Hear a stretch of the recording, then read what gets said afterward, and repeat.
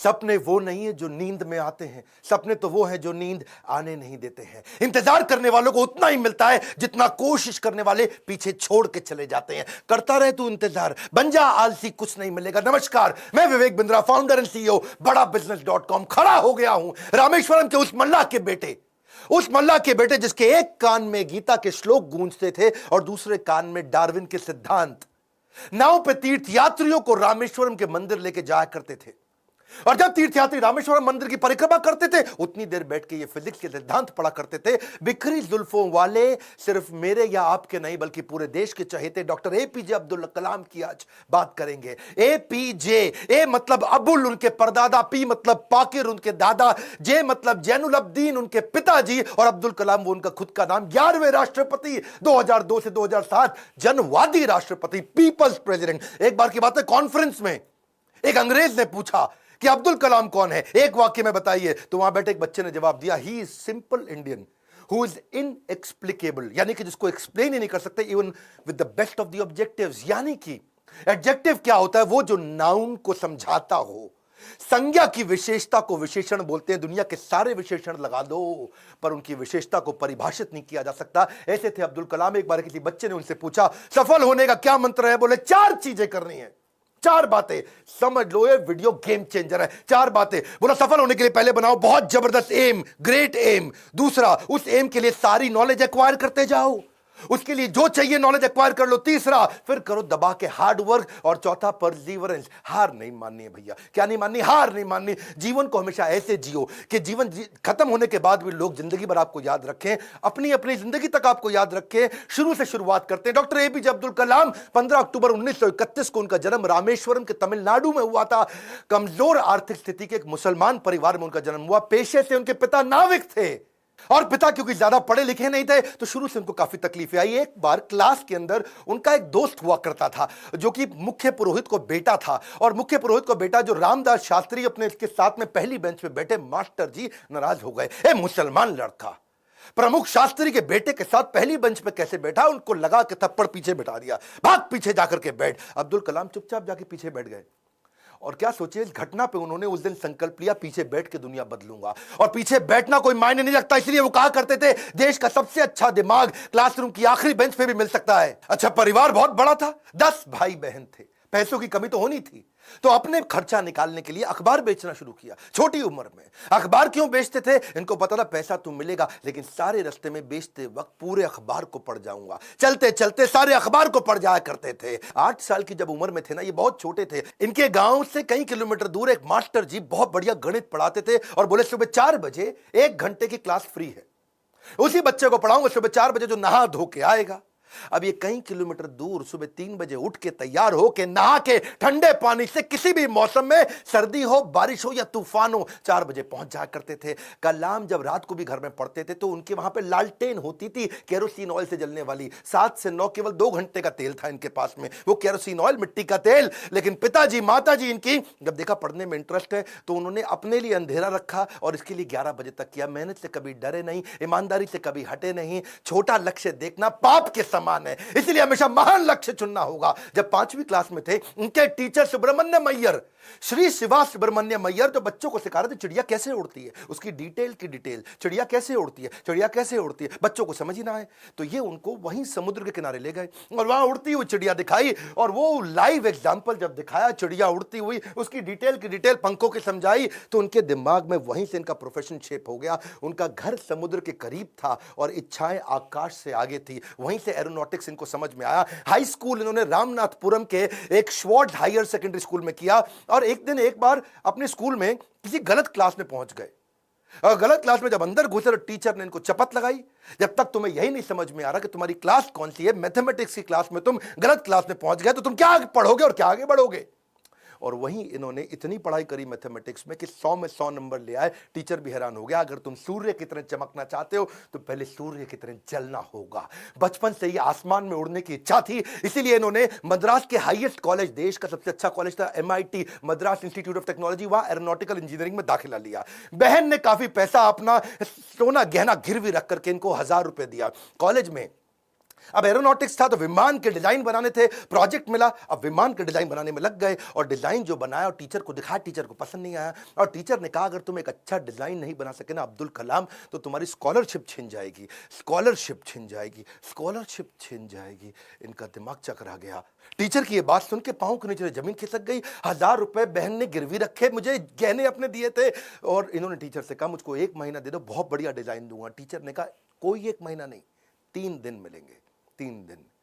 इनका दिमाग हिल गया उस समय, ये घबरा गए थे स्कॉलरशिप ना छिन जाए। उसके बाद तो उन्होंने 3 दिन ना खाया ना सोए, 3 दिन ना खाया ना सोए, 72 घंटे लगातार उस पर काम किया, जी जान लगा दिया। और जब प्रोफेसर ने देखा डिजाइन, प्रोफेसर भी हैरान हो गए, उनकी आंख में आंसू आ गए। बोला बहुत बढ़िया डिजाइन बनाया। नींद और निंदा पर जो विजय पा लेते हैं उनको आगे बढ़ने से कोई नहीं रोक सकता। जो नींद और निंदा पे विजय पा लेता है उनको आगे बढ़ने से कोई नहीं रोक सकता है। इसके बाद MIT की परीक्षा अच्छे नंबर से उन्होंने पास करी। अब पढ़ाई तो उनकी हो चुकी थी। अगली लर्निंग इनके जीवन से क्या है? फेलियर को हार्ट में और सक्सेस को हेड में घुसने नहीं देना चाहिए। दिल और दिमाग को कंट्रोल में रखो। अब इनके पास 2 इंटरव्यू की ऑप्शंस आई, एक मिनिस्ट्री ऑफ डिफेंस से और दूसरी एयरफोर्स से। इनको कहां जाना था आपको मालूम है?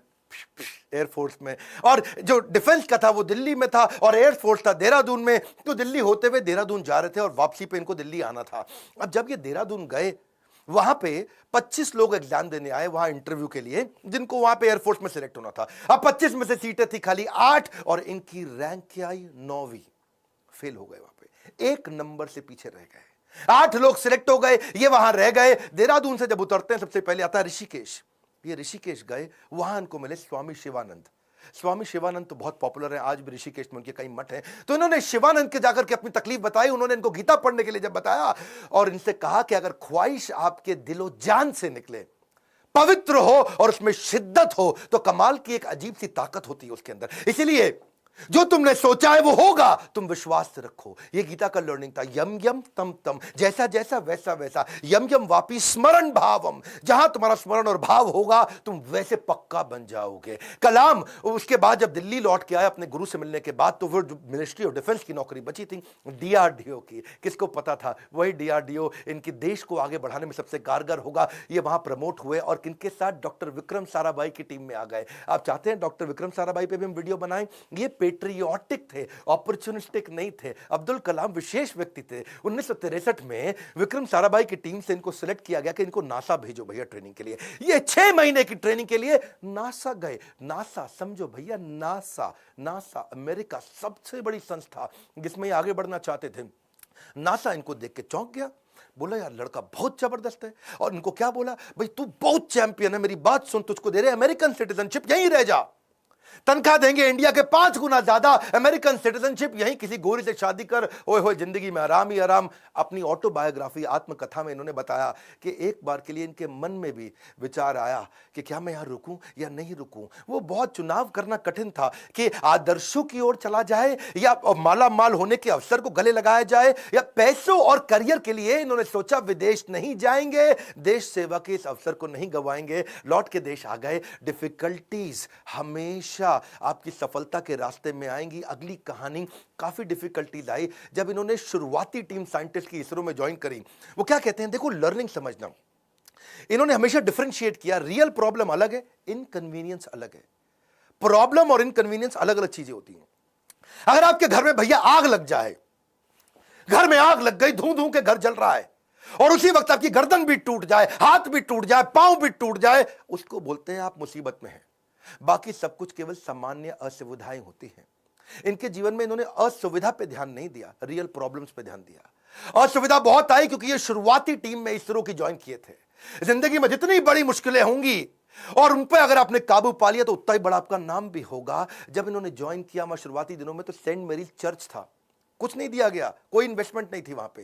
सेंट मेरीज चर्च को इन्होंने अपना ऑफिस बनाना पड़ा इनको। वहां सारे साइंटिस्ट इंजीनियर जो नासा से ट्रेन होकर आए थे वो चर्च में बैठ के ऑफिस में बैठे और बीच पे उन्होंने समुद्र के किनारे अपना रॉकेट का लॉन्च पैड बनाया और जो अस्तबल होता है या बल्कि कैटल शेड जो गौशाला होती है वहां की लेबोरेटरी बन गई। बिशप जो चर्च के फादर थे उनके घर को इन्होंने अपना वर्कशॉप बनाया। साइकिल पे और बुल्लक कार्ट समझते हैं, बैलगाड़ी है जी, धीरे धीरे चक्का चलता या खुद ही साइकिल पे रॉकेट रख रख के ले जा रहे थे। रॉकेट के छोटे छोटे पार्ट पे सैटेलाइट, आज भी फोटोग्राफ्स हैं। सारी डिफिकल्टीज के बीच में इन्होंने पहला साउंडिंग रॉकेट 1963 में लॉन्च किया था।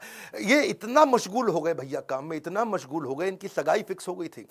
उस समय ये 32 साल की उम्र थी, इनकी सगाई फिक्स हो गई, ये काम में लगे रहे, भैया रॉकेट जाएगा, रॉकेट जाएगा, देश का पहला रॉकेट जाएगा। ये सगाई पे जाना भूल गए लोग बेचारे, वहां मंडप पे इंतजार करते रहे। मंडप तो नहीं, रिंग सेरेमनी थी, वहां इंतजार ही करते रह गए। अरे अब्दुल कलाम आएगा। अब्दुल कलाम रॉकेट बनाने में लगे थे देश के लिए। जीवन में कठिन दौर से गुजरते वक्त ये मत सोचिए कि ये जिंदगी में कठिनाइयां हमेशा रहेंगी। ये कठिनाइयां आई हैं और चली जाई हैं, चली जाएंगी। इन्होंने गीता हाथ में पकड़ ली थी, इनको इनके गुरु ने दिया था, और गीता में क्या बताया, आगाम पाइनो, कठिनाइयां आएंगी और चली जाएंगी। 1969 में इसरो के डायरेक्टर की जब इनको कमान दी गई तो उन्होंने सोचा कि क्यों नहीं SLV-3। SLV-3 क्या होता है? ये एक होता है सैटेलाइट लॉन्च व्हीकल, यानी कि कभी सैटेलाइट को भेजते हैं तो उसका एक लॉन्च व्हीकल चाहिए होता है। एक होती है गोली ठा और एक होती है गोली के लिए बंदूक जिससे गोली निकलती है, तो एक लॉन्च व्हीकल होता है जिससे सैटेलाइट को भेजते हैं और जो अपने ऑर्बिट में जाके सेट होता है। तो जब इनके पास पैसा नहीं था वहां पे, इन्होंने क्या कहा कि भैया SLV-3 के लिए काम करूंगा और PSLV के लिए काम करूंगा। SLV-3 में 1 रुपया लगेगा, PSLV में 1 रुपया लगेगा, तो दोनों मिला के 2 रुपया लग जाएगा। तो ऐसा करते दोनों को एक साथ करने का जुगाड़ करता हूं, 1 रुपये 20 पैसे में कर दूंगा, 80 पैसा बच जाएगा। तक थोड़े कम खर्चे के अंदर दोनों प्रोजेक्ट पूरे कर दिए। इसके लिए उन्होंने सरकार से फंड मांगा। इंदिरा गांधी ने बोला फंड नहीं है, पब्लिकली मना कर दिया, प्राइवेटली थोड़ा सा फंड इनको दिया, और थोड़ा सा फंड मिलने के बाद ये जी जान से अपने प्रोजेक्ट पर लग गए। अब अब्दुल कलाम है भैया, 18 घंटे रोज काम करते थे, साल के 365 दिन, लीप ईयर में 366 दिन भी काम करते थे। 1969 से 1989 तक 10 साल इन्होंने अपना जी जान से मेहनत किया। केवल 2 बार छुट्टी ली, एक बार पिता के देहांत पे, एक बार माता के देहांत पे। बाकी दिन कोई सैटरडे संडे नहीं, 15 अगस्त 26 जनवरी नहीं। 10 साल के कठिन परिश्रम के बावजूद 1979 में इनका SLV-3 satellite launch vehicle fail हो गया। और जब फेल हुआ तो ये बहुत घबरा गए, क्योंकि उस समय ये इसके ऊपर पूरा देश देख रहा था, इनको पूरी दुनिया की मीडिया देख रही थी, इनको हताश हो चुके थे। और उस परिस्थिति में इनके जो प्रोफेसर सतीश धवन जो चेयरमैन थे उस समय, उन्होंने इनको बुलाया कि आओ अब्दुल कलाम, चलो मीडिया इंतजार कर रही है, वहां जाके बात करना होगा। कलाम घबराए हुए थे, अब सब कुछ मेरे ऊपर आ जाएगा, क्योंकि ये मिशन डायरेक्टर, प्रोजेक्ट डायरेक्टर थे। As a mission director, project director, इनके फेलियर पे पूरी दुनिया देख रही थी। और जब सतीश धवन ने इनको बुलाया तो ये और घबरा गए। अब मीडिया को क्या जवाब दूंगा? मीडिया ने कहा करोड़ों रुपया तुमने देश का लगा के बर्बाद कर दिया, तुम्हारे को क्या अधिकार था? और वहीं प्रोफेसर सतीश धवन ने माइक ले लिया और माइक लेकर के क्या बोला, ये टीम बहुत जबरदस्त है, पहली बार किया है, फेल हुए हैं, 1 साल के अंदर यही टीम दोबारा इसी SLV-3 को लॉन्च करेगी। और दुगनी ऊर्जा भर दी टीम के अंदर। सारे फेलियर को, अब्दुल कलाम के फेलियर को उन्होंने अपने ऊपर ले लिया। ये देख करके अब्दुल कलाम हैरान हो गए। 1 साल दोबारा जी जान से मेहनत करी, इंटेलिजेंस आ चुकी थी, और इस बार SLV-3 जब सफल हो गया तो उसके बाद फिर अब दोबारा प्रोफेसर धवन ने माइक इस दफा कलाम जी के हाथ में दे दिया। बोला अब तुम सफल हो गए हो, अब जवाब तुम दोगे। अब्दुल कलाम हैरान हो गए, बोले this is called leadership. How to handle success ये सबको आता है, हाउ टू हैंडल फेलियर ये प्रोफेसर धवन ने सिखाया कि जब मैं सफल होऊंगा तो टीम को क्रेडिट दे दूंगा, और जब विफल होऊंगा तो सारा का सारा फेलियर अपने ऊपर ले लूंगा। इस बात से प्रभावित आगे चल के इंदिरा गांधी भी हो गई, और देखा क्या उन्होंने कि ये दोनों ने बहुत जबरदस्त काम किया। उन्होंने प्रोफेसर धवन को बोला मैं अब्दुल कलाम से मिलना चाहती हूं, इन्होंने अब्दुल कलाम को बोला आ जाओ भैया, इंदिरा गांधी मिलना चाहती हैं। वो बोले भाई मेरे पास तो कपड़े नहीं, मैं चप्पल में फटी हुई घूम रहा हूं, मैं कैसे अब उनके आकर के मिलूंगा? तो उन्होंने कहा कि भाई कलाम तुम पहले से ही सफलता का सूट पहने हुए हो, कलाम तुमने पहले से ही सफलता का सूट पहना है, कपड़ों का सूट नहीं चाहिए। और उन्होंने जाकर के वहां जब इंदिरा गांधी से मिले, बड़ी प्रभावित थी। उन्होंने कहा कि अब तुम्हारे को डिफेंस में और काम करना पड़ेगा। इस समय चाइना भी, पाकिस्तानी भी, आजू बाजू सब लोग मिसाइल की तैयारियां कर रहे हैं, तुम मिसाइल बनाओ हमारे देश के लिए। और उसी समय अटल बिहारी वाजपेयी से भी उनकी पहली मुलाकात हुई। अटल से जब उन्होंने हाथ मिलाने के लिए आगे बढ़ा तो अटल इनसे हाथ नहीं मिलाए, अटल बिहारी जी इनको गले लगा लिए। इंदिरा गांधी मुस्कुराई, बोलिए ध्यान रखना अटल बिहारी जी ये मुसलमान है। अटल बिहारी बोले ये मुसलमान बाद में हैं, पहले हमारे देश के नागरिक हैं और हमारे देश के महान साइंटिस्ट हैं। अब्दुल कलाम उनको देख के बहुत मुस्कुराए।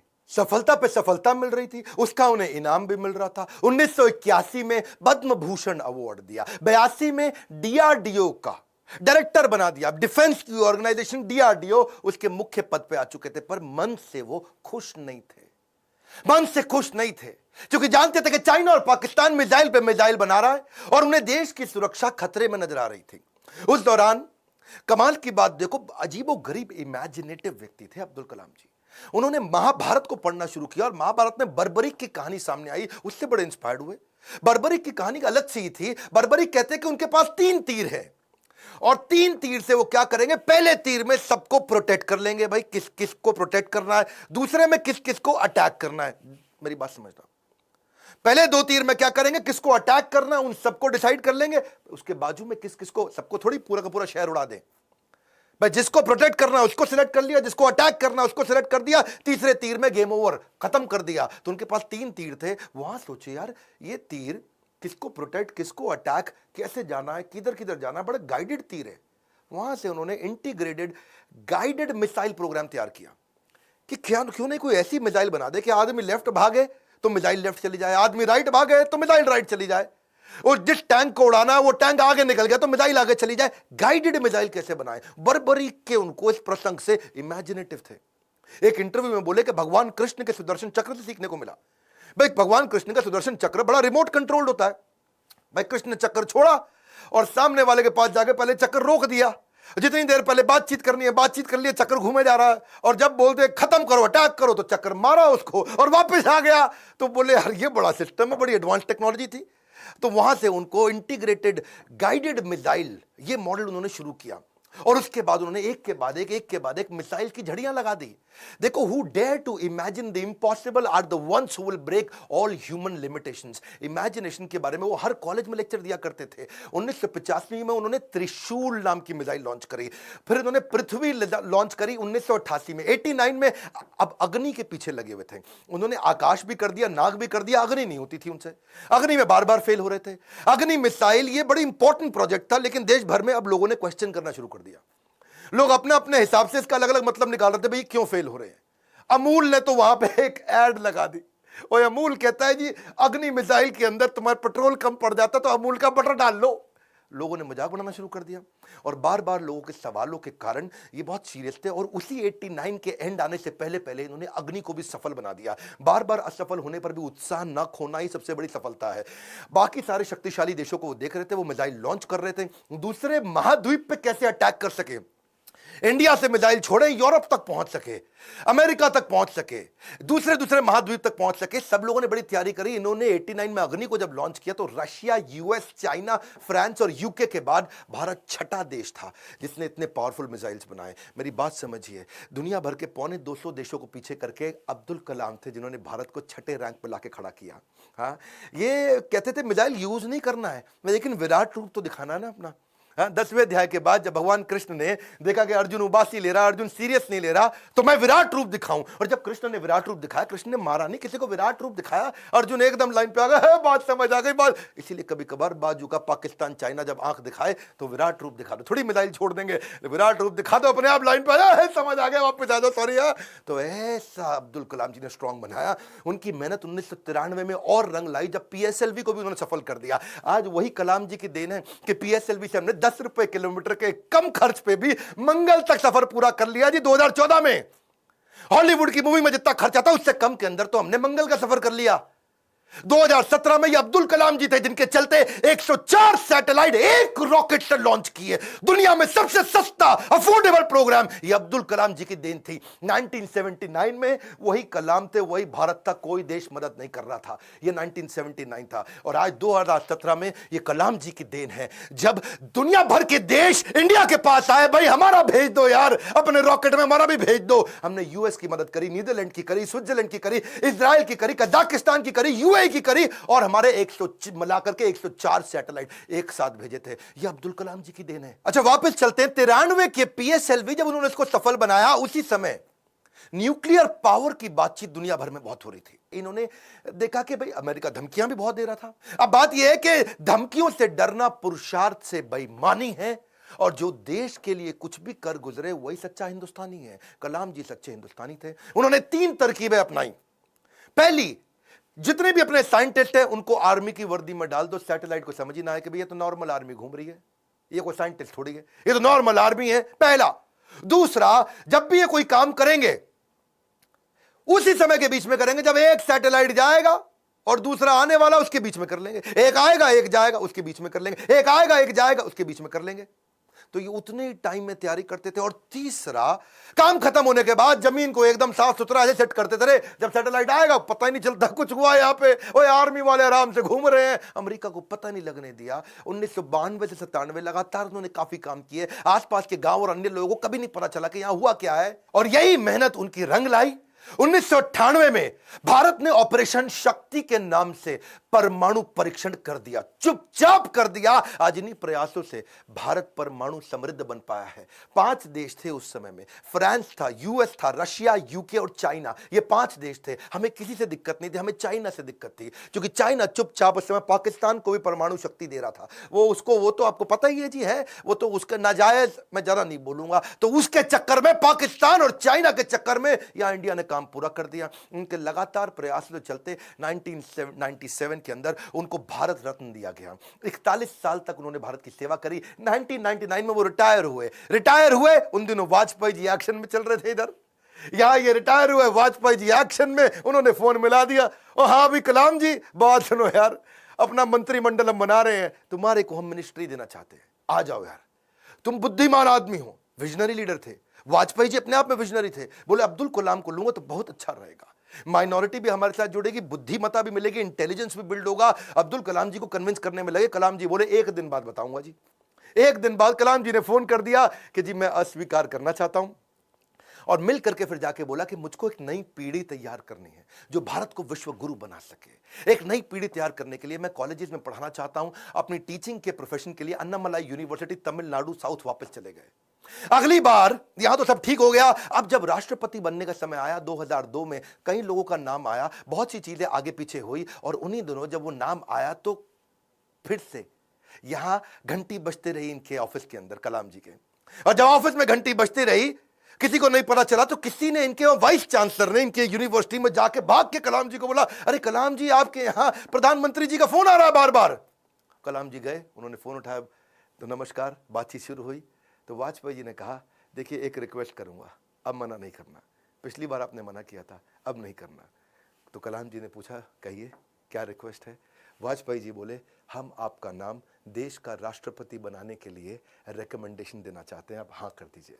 अब्दुल कलाम जी मुस्कुराए और बोले 1 घंटे का समय दीजिए। 1 घंटे के बाद वो वापस गए। उन्होंने फिर फोन किया और स्वीकार कर लिया। बोला ठीक है, मैं इसके लिए तैयार हूं। अब कलाम जी का राज्य अभिषेक होना था, जैसे भगवान राम का राज्य अभिषेक हुआ 14 साल के वनवास के बाद में।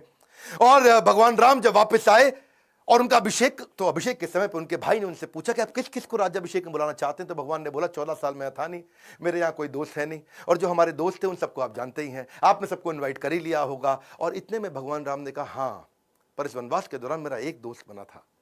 वही शुरुआत के जो साल थे, उन दिनों एक नाविक हमें नदी पार कराया करता था, केवट। वो केवट ने हमारी बहुत मदद करी है, वो हमारा मित्र है। उस केवट को बुला के लाओ राज्याभिषेक में। और केवट को लाके सबसे आगे भगवान राम के उस राज्याभिषेक में बुलाया गया था। ठीक उसी प्रकार जब अब्दुल कलाम जी से पूछा गया कि अब आपका भी राज्याभिषेक हो रहा है, you are going to become president of India, और कलाम जी ने कहा, आपने जिस जिसको बुलाना था सबको बुला लिया है, मेरे 2 ही मित्र हैं। जब मैं साउथ में रहा करता था तो उस समय एक मोची जो मेरे जूते बांधने में फटे जूते होते थे, उसने मेरी बहुत मदद करी, वो मेरा मित्र है, उसको बुला लीजिए। और एक ढाबे वाला जिसने उनको खाना खिलाया और कभी कभी 2 रोटी एक्स्ट्रा भी खिलाई, बोला उनको दोनों को जरूर बुला लीजिए। विनम्रता के उदाहरण खत्म थोड़ी होंगे। आमतौर पर जब व्यक्ति बड़ा होता है या राष्ट्रपति बन जाता है तो कहीं कहीं ट्रक लेकर के राष्ट्रपति भवन जाता है और कहीं मल्टीप्लाइड एक्स्ट्रा ट्रक लेकर के बाहर निकलता है। पर अब्दुल कलाम जी केवल एक मात्र ऐसे राष्ट्रपति थे जो 2 सूटकेस से भवन में गए थे और निकलते वक्त 2 ही सूटकेस लेकर के भवन से वापस आए थे। उनकी कुल संपत्ति में क्या था? कुछ नहीं था। एक रामेश्वर में उनका पैतृक घर जो उनके पिता ने बनाया था, 2500 उनकी किताबें, एक वीणा जिसको बजाने में उनको बड़ा आनंद आया करता था, वीणा बहुत बजाते थे, एक उनकी कलाई की घड़ी, एक सीडी प्लेयर जिसमें वो भजन सुना करते थे, एक लैपटॉप था, 6 कमीजें जिनमें 3 तो डीआरडीओ की दी थी, 3 उनकी खुद की थी, 4 पेंट थी टोटल जो 2 डीआरडीओ की दी थी, 2 उनकी खुद की थी, 3 सूट थे और 1 जोड़ी जूता। हाँ, लेकिन उनके पास खास बात क्या थी? 40 डॉक्टरेट थी। खुद पीएचडी की पढ़ाई कभी नहीं करी, कोई मेडिकल पीएचडी की पढ़ाई नहीं करी, पर जिस यूनिवर्सिटी जाते थे लोग उन्हें डॉक्टरेट देते थे। लॉ, इंजीनियरिंग, साइंस, कितनी तरह की doctorate, Padma Bhushan, Padma Vibhushan, Bharat Ratna, Veer Savarkar award, Ramanujan award, कई प्रकार के इनको अवार्ड मिले। उनकी एक खास बात मैं जरूर बताना चाहूंगा, हालांकि वो मुसलमान थे लेकिन वेजिटेरियन थे। उनका बड़ा प्रेम था, एनिमल्स आर एंजल्स विद फर। पक्षी जगत पर्यावरण का सूचक होता है। कलाम जी क्या कहते थे? वो पर्यावरण का सूचक है, और अगर वो मुसीबत में है तो समझ लेना कि अब हमारे भी बुरे दिन दूर नहीं है। एक बार उनको जो डीआरडीओ की उनकी दीवार हुआ करती थी ना बाउंड्री की, तो उनको बोला गया सिक्योरिटी के लिए कांच वांच लगा दो। बोला बिल्कुल नहीं, ये बर्ड्स के लिए बड़ा हार्मफुल हो सकता है। उन्होंने मना कर दिया। और जिस समय वो प्रेसिडेंट बने थे, बाद में जब वो राष्ट्रपति भवन के अंदर मुगल गार्डन में जब वॉक किया करते थे ना, तो वो एक मोर को देखा जो ना मुंह खोल पा रहा ना बंद कर पा रहा है। स्पेशली उन्होंने वेटनरी डॉक्टर को बुला के देखा, तो देखा मोर के गले में ट्यूमर है, ना मुंह खोल पा रहा है ना मोर मुंह बंद कर पा रहा है। उन्होंने इसका इलाज कराया। एक लीडर की महानता का इसी बात से पता चलता है कि वो किन लोगों की मदद कर रहा है जो बदले में उन्हें कुछ नहीं दे सकते। जब कोई लीडर ऐसे लोगों की मदद करता है जो बदले में कुछ नहीं दे सकता, वही एक महान लीडर की निशानी है। अच्छा, अब्दुल कलाम जी की एक बात मेरे दिल को छू गई। वो परिवारवाद नहीं, राष्ट्रवाद में बिलीव किया करते थे। जब वो राष्ट्रपति भवन में थे, See, he's a man of principle and therefore is always respected everywhere. उनके क्योंकि जो भाई थे ना, उनको बहुत प्रेम करते थे, बहुत प्रेम करते थे अपने भाई से, बचपन से ही प्रेम था। और उनके अपने सगे भाई का पोता दिल्ली के अंदर मुनीरका में किराए के कमरे पर रहा करता था। 2006 में जब कलाम ने एक दफा सारे परिवार को इनवाइट किया, क्योंकि उनका कोई परिवार वहां रहता नहीं था, वो राष्ट्रपति भवन में अकेले रहते थे। और जब एक बार उन्होंने सारे परिवार को बुलाया राष्ट्रपति भवन में, तो वो लोग 8 दिन तक रहे। और सारे परिवार, क्योंकि 10 भाई बहन थे ना, तो 52 लोग आए। और कलाम जी ने देखा बहुत खर्चा हो रहा है, तो उन्होंने चाय की प्याली तक का हिसाब रखना शुरू किया। सब लोगों को उन्होंने अजमेर शरीफ प्राइवेट बस करके भेजा, उसका भी हिसाब रखना शुरू किया। उन्होंने अपने अकाउंटेंट से सारा हिसाब बनवाया और बोला कि ये कितना बना, तो देखा 3,52,000 रुपए का चेक उन्होंने अपनी तनख्वाह से काट के दिया। और क्या कहा कि राष्ट्रपति भवन की जिम्मेदारी केवल राष्ट्रपति की होती है, पूरे परिवार की नहीं होती है। अब्दुल कलाम जी इतने विनम्र व्यक्ति थे। विनम्रता ताज के बिना राजसी गौरव है, वो ऐसी चीज है। महान व्यक्ति की महानता ही उसकी नम्रता है। डॉक्टर कलाम को एक बार आईआईटी बीएचयू के अंदर चीफ गेस्ट के रूप में इनवाइट किया गया, और जब वहां पे आए तो वहां पे 7 कुर्सियां थी। बीच वाली कुर्सी थोड़ी ऊंची थी, और जब बीच वाली कुर्सी ऊंची, क्योंकि वो राष्ट्रपति थे, उनको बैठना था। उन्होंने बोला ना ना ना, कुर्सी हटाओ, बराबर की कुर्सी लगाओ। तो बोले नहीं सर, ये स्पेशल कुर्सी है हमारे चीफ गेस्ट के लिए। तो वो समझ गए कि चीफ गेस्ट कौन होते हैं भैया, जो एजुकेशन में महागुरु है वही है। तो उन्होंने वाइस चांसलर को बोला आप आइए बैठिए। वाइस चांसलर घबरा गए, बोला राष्ट्रपति आप हैं, you are the first person of our country, आप बैठेंगे। बोला बिल्कुल नहीं। फिर उन्होंने अपनी कुर्सी हटवाई, बराबर की कुर्सी पे बैठे। कलाम जी ऐसे थे, ईमानदारी एक जादुई गुण है। यदि आपका हृदय ईमान से भरा है तो शत्रु का पूरा संसार आपके साथ खड़ा है। कहते हैं कि कोई भी पैतृक संपत्ति, माता पिता की दी हुई कोई भी पैतृक संपत्ति ईमानदारी के बराबर आपको अमीर नहीं बना सकती। सबसे ज्यादा अमीर व्यक्ति वही जो ईमानदार है, पूरा संसार आपके साथ खड़ा है। कलाम साहब तो एवर यूथफुल थे। 70 साल की उम्र में youth icon of the year का अवार्ड उनको मिला। हमेशा जीवन में भगवत गीता और कुरान दोनों साथ में रखते थे। 83 वर्ष की उम्र में उन्होंने रिटायर नहीं किया, रिट्राई किया। He was not tired, he was inspired, he was not tired up, he was fired up। आंखों में रोशनी तो उनकी कम हो रही थी, पर युवाओं के भविष्य को रोशन करने में लगे थे। उनके शरीर के पांव के कदमों की गति कम हो गई थी, पर देश की समृद्धि की गति को बढ़ाने में लगे हुए थे। एक असाधारण, एक अनोखा, अस्वाभाविक, अलौकिक व्यक्तित्व के 2015 में हमेशा के लिए हमको अलविदा करके चले गए। और कहां गए? उसी आईआईएम शिलोंग के अंदर आखिरी लेक्चर देते वक्त जैसे क्षत्रिय अपने युद्ध के मैदान में लड़ाई करते हुए वीर गति को प्राप्त करता है, ऐसे ही आईआईएम शिलोंग के अंदर लेक्चर देने के बाद तुरंत वहीं लेक्चर देते वक्त जो कल था वो आज नहीं है, जो आज है वो कल नहीं होगा, वैसे ही इस ब्रह्मांड में दूसरा कोई कलाम नहीं होगा। स्विट्जरलैंड जैसा देश जो साइंटिफिक रिसर्च के मामले में 8वें पायदान पे आता दुनिया में, और जब वो 26 मई कलाम स्वयं जब उनके देश गए थे तो वही स्विट्जरलैंड उसको साइंस डे के रूप में मनाता है। यूएन उनके जन्मदिन को यूएनओ कहता है कि इसको हम वर्ल्ड स्टूडेंट डे के रूप में मनाते हैं। बन जाती है परिभाषा भारत के सम्मान की जब जब बात होती है श्री एपीजे अब्दुल कलाम की। अब्दुल कलाम जी रेस्ट इन पीस नहीं है, बट रेस्ट इन मी है। अब्दुल कलाम जी आप लौट गए, आप कैसे आएंगे? अगर आप नहीं आएंगे तो आपके शिक्षा के रूप में तो आप हमारे साथ हैं। आज बड़ा बिजनेस भी, इतने सारे बिलियनियर प्रोफेसर हैं, आप हमारे प्रोफेसर नहीं है, लेकिन आपकी शिक्षाओं को हमने प्रोफेसर बनाया है। आज बिलियनियर प्रोफेसर्स के साथ अफोर्डेबल तरीके से सबको सिखा रहे हैं। आज कलाम साहब भी अगर हमारे प्रोफेसर होते तो कितनी ताकत बढ़ जाती, पर उनकी लर्निंग को तो प्रोफेसर बना सकते हैं। एक ऐसा व्यक्ति जो मिट्टी के तेल में पढ़ करके जीवन बिताया, जिसने हाथ में फिजिक्स की किताब जिसने दिन रात पढ़ाई करी, अखबार बेचते बेचते पढ़ना सीखा। और हाँ, 23 जनवरी को सुभाष चंद्र बोस जी का जन्मदिन है। क्या आप उनके बारे में वीडियो देखना चाहते हैं? कमेंट बॉक्स में बताइए। सरदार पटेल के विषय में वीडियो देखना चाहते हैं? कमेंट बॉक्स में बताइए। शेयर करिएगा इस वीडियो को। वो क्या है, गाली देता है ना कि कोई मिनाटी खूब गाली देके मिलियन सब्सक्राइबर बनाता है, बच्चों को लगता है कूल है। देश का चरित्र बनाना है, गाली बोलना नहीं सिखाना है। इस वीडियो को शेयर करिए। अगर आप माँ बाप, अपने बच्चों को जरूर दिखाइए। हमारे को और अब्दुल कलाम बढ़ाने हमारे देश में। इस वीडियो को देश भर में, दुनिया भर में पहुंचाइए। हमारे साथ जुड़े रहने के लिए, नए हैं तो आके सब्सक्राइब करने के लिए आप सबका हृदय की गहराइयों से प्रेम पूर्वक बहुत बहुत धन्यवाद।